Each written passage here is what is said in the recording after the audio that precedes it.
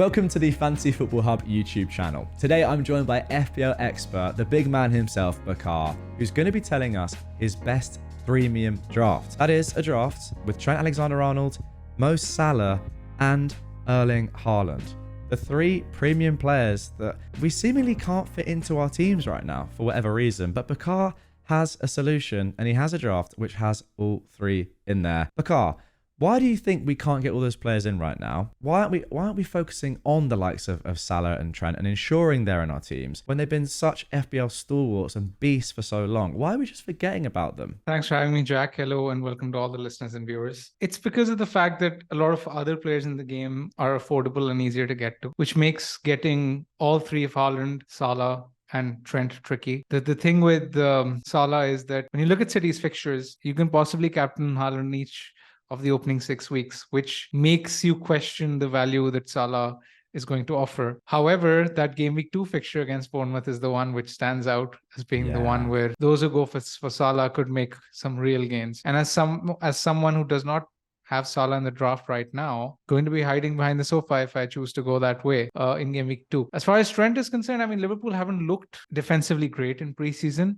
and there are plenty of other options. I mean, when you look at Gabriel, Estupiñán, Chilwell, James, even Guardiola at 5 stones at 5.5, I mean, it does make you question whether spending the extra 2.5 or 3 million is worth it. But anyway, in this draft, in this video, we're going to discuss this draft where we've accommodated all three of them and ensured that it still looks presentable. It looks good on paper, in my opinion. And I've tried my best to make it look presentable to ensure that not too many corners are cut. Yeah. But let's see. Let's leave it up to the viewers to decide how good it looks or not. Yeah, up to the viewers. You can decide whether you want to go for something like this or not. Here we go then. Let's build the team. Okay, mate. So here we are. We are on Fantasy Football Hub's My Team tool as always. And as you can see, Trent, Salah and Haaland are in there already. And we're going to be building around them. I'm really interested to see what team rating we get at the end of this one, Bakar. If we can get a competitive team rating, a score of 90% plus, it's going to give aggressive managers who want to captain Salah in game week 2 and just go for the upside there a real kind of, indication that it can be possible. It really is possible to get away with this. Right. Who are we going for in goal? In goal, it could be any 4.5 million keeper. I have picked Pickford at the minute because, Everton have looked defensively all right in preseason. They haven't conceded too many goals. This is the first time that Dyche has had a preseason with the Everton squad. And they've looked defensively all right. When you look at their opening fixtures as well, they're high up on the Fantasy Ball Hub ticker. In fairness, this could be Steele or any other 4.5 million Johnston if you want. It comes down to personal preference really, but the price point has to be a 4.5 million keeper because if you're going with a THREEMIUM draft, you can't really afford to spend more on the keeper. So no Onana then, and I guess a 4 million keeper as the second? Yes, it's gonna be Turner actually if he moves to Nottingham Forest, which is looking likely by the hour as per recent news, because he rotates very well with Pickford. Actually, they rotate perfectly well, and I mean, even if Henderson does end up signing for Nottingham Forest, I don't think it will be before game week 3 or 4. So the tough fixtures can be handled before that. So I like this rotation. Okay, those are the goalkeepers. Obviously, Trent is the first name on the team sheet in defense. Who is going to be with him then? I've gone with a standard defense. I've picked 3 other strong defenders. This is basically a 4-man backline. Okay. It includes Trent, Gabriel, Estupiñán, and Chilwell. So those are the 3 that I've gone with. I haven't really compromised on the defense because I wanted to ensure that the defenders with the most highest upside are picked. And in my opinion, they are Chilwell and Trent and Estupiñán along with Gabriel. That is so strong, right? So far it's a perfect team, right? Those are the 3 defenders that are in the majority of people's teams anyway. So yeah, I mean, nothing awry there at all. So far, very strong. And a sub? The sub could be any 4 million. I've picked Bayer in my team simply because he plays for the Burnley defense, which is the best amongst the promoted teams. Sure. Okay. Wow. So far, I feel like we're losing nothing.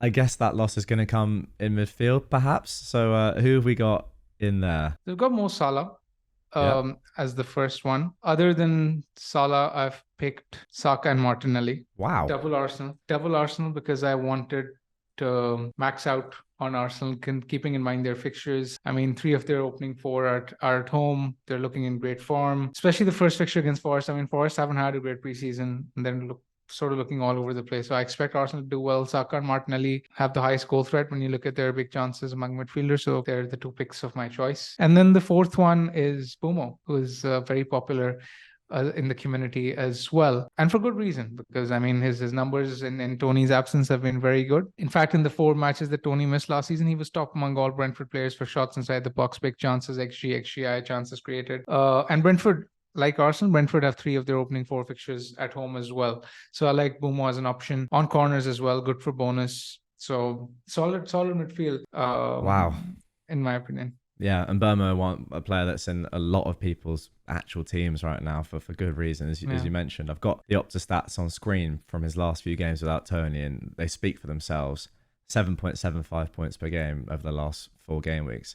Impressive stuff. I kind of was expecting at some point, Bakar, us to have to pick a player that wasn't, template or optimal, or was just like not very good. So far, you've picked 12 perfect players. I don't really know what's going on. What's happening? So are we going with a 4-4-2 then? Is that the play? Yeah, that's it.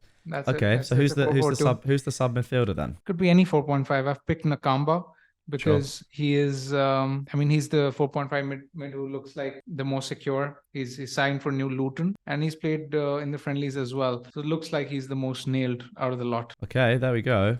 So 10 million still to go, and I think I know where you're going to go. And this team is really, really good. I'm actually very, very impressed. Tell us then, who is the second striker going to be? Because given now that Jesus is out and he was the 8 million mid, the 8 million forward that everyone seems to be going for, there isn't another option that is really super obvious. A lot of people are on Watkins, great, but he doesn't have the best fixtures. The likes of Darwin and now Nkunku and Jackson, we really don't know about their minutes. So who is your second striker going to be? I've picked João Pedro. Wow, there it is. Position, because Brighton's fixtures to begin with are really good. Luton at home, Wolves away, West Ham, Newcastle at home, and Pedro is getting plenty of minutes in preseason.